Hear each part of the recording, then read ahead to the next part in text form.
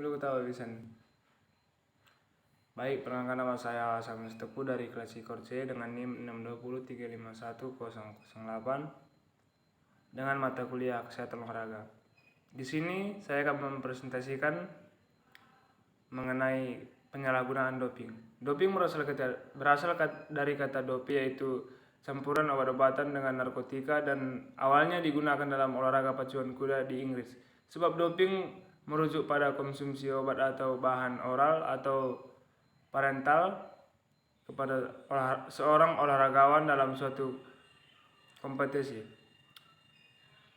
Jenis-jenis doping yang pertama itu stimulan over, yang kedua itu narkotik analgesik, yang ketiga itu steroid anabolik, yang keempat itu doping darah.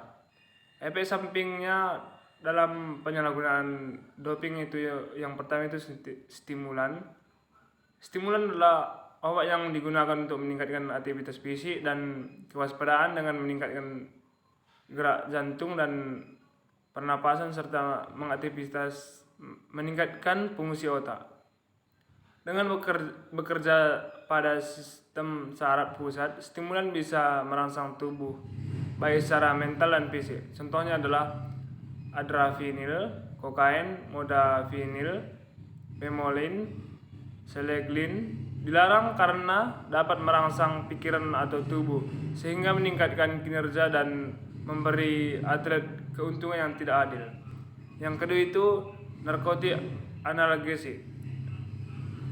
Yang dimaksud dengan analgesik narkotik biasanya mengambil bentuk obat penghilang rasa sakit yang bekerja pada otak dan sumsum tulang belakang untuk mengobati rasa sakit yang terkait dengan stimulus yang menyakitkan. Contohnya itu dextromoramide, heroin, morfin, petedin, analgesik narkotik. Yang ketiga itu steroid anabolik.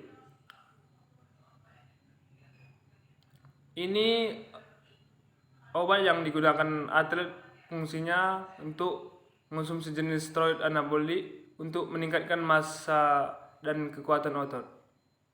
Yang keempat itu ada doping darah. Doping darah adalah proses menambah sel darah merah dan dengan harapan oksigen yang mengalir ke paru-paru dan otot semakin banyak. Caranya bisa lewat transfusi darah atau konsumsi obat. Tujuan dari konsumsi doping darah lewat obat ini adalah memperpanjang daya tahan performa atlet mereka. Ketika oksigen semakin banyak,